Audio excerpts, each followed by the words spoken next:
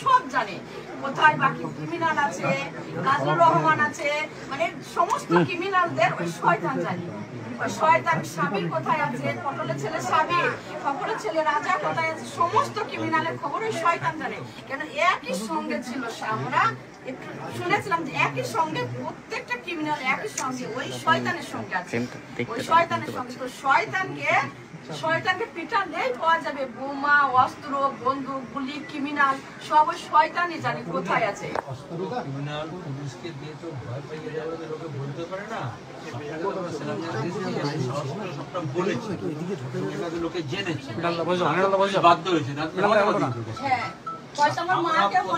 আমরা ওই দাবিটাই করছি যে যত অস্ত্র আছে, বোমা আছে, সব উদ্ধার করতে হবে, তাকে ধরতে হবে, আর এদেরকে একেবারে উদাহরণের মতো শাস্তি দিতে হবে, যাতে কেউ ভবিষ্যতে এরকম সাহস না করতে পারে।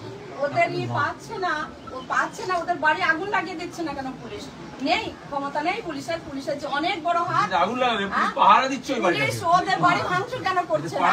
ওরা আজকে আমি আরেকটা কথা বলবো, এটা বলতে চাই যে আজকে যদি ওই টিএমসি পার্টির একটু হাতে টিএমসি পার্টির যদি হাতে একটু লাগতো, যদি ওরাই নিজেই মারতো হাতে, তো বলতো সিপিএম পার্টি মেরে সিপিএম পার্টির মা বোনদের উপর অত্যাচার করে, তাড়িয়ে দিয়ে, ঘর দুয়ার ভাঙচুর করে লুটপাট করতো ওই শয়তানের দলরা। পুলিশ কিচ্ছু বলতো না, বলতো যে তুমি আমার গাওলকে মেরেছো, আমার আনোয়ারকে মেরেছো, এমন করতো। পুলিশ কিচ্ছু করতো না। আজকে তামান্নাকে মেরেছে, শুধু তামান্নার মা বাবা দিদিকে ভোট দেয়নি। তামান্না হয়তো ভবিষ্যতে দিদিকে ভোট দিত না, কে বলতে পারে? দিদি গ্যারান্টি দিতে পারবে না? আমি পারবো যে তামান্না ভবিষ্যতে হয়তো দিদিকে পছন্দ করতো, যেহেতু তামান্না প্রতিবাদী, যে প্রতিবাদ করে, তাদেরকে ভালোবাসে, শ্রদ্ধা করে। যে এইটুকু বুঝবেন, যদি ভালো ভালো নার্স ডাক্তার মেয়েদেরকে দেখে পুলিশ, তো তামান্নার ভালো লাগে, তাদেরকে শ্রদ্ধা করে, ফোনে দেখে, ভিডিও দেখে ওদের শ্রদ্ধা করে। তাহলে দিদি ভবিষ্যতে যে দিদির পাশে দাঁড়াতো না, এটা কে বলতে পারে? হতেই পারতো। সেই তামান্নাকে ওরা কেড়ে নিল। হ্যাঁ, সব ওর হাতে, সব আমার মায়ের হাতে।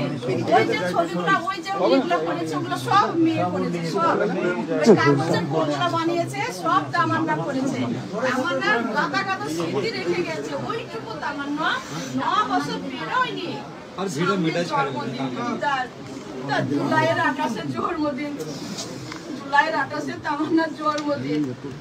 আমার মেয়ে এত বুদ্ধিমতী, আমাদের হাদিসে বলেছে যে কেক কাটতে নেই, তো বলছে মা তুমি তো আমাকে এমনি পায়েস বানিয়ে দাও। ওর আপু যখনই বাড়ি আসে, কেক খেতে ভালোবাসে, কেক নিয়ে আসে, আমাকে আগে কেক এনে দিবা না, পরে কেক এনে দিবা, সেই দিন দিবা না। পায়েস আগে বানিয়ে দিবা না, পরে বানিয়ে দিবা, সেই দিন দিবা না। আমার মা, আমার ওই টুটকুটি ছোট্ট মা, এত বুদ্ধিমতী, মানে সব দিকে খেয়াল। সে যে শুধুই খেলা করেছে, নিচে বেড়েছে এটা নয়, সে সংসারের কাজ, পড়াশোনা, সে সব দিকে তার খেয়াল। ওই জন্য মনে হচ্ছে ওই এক প্রতিবাদী নামাজ পড়া, পড়াশোনা হয়।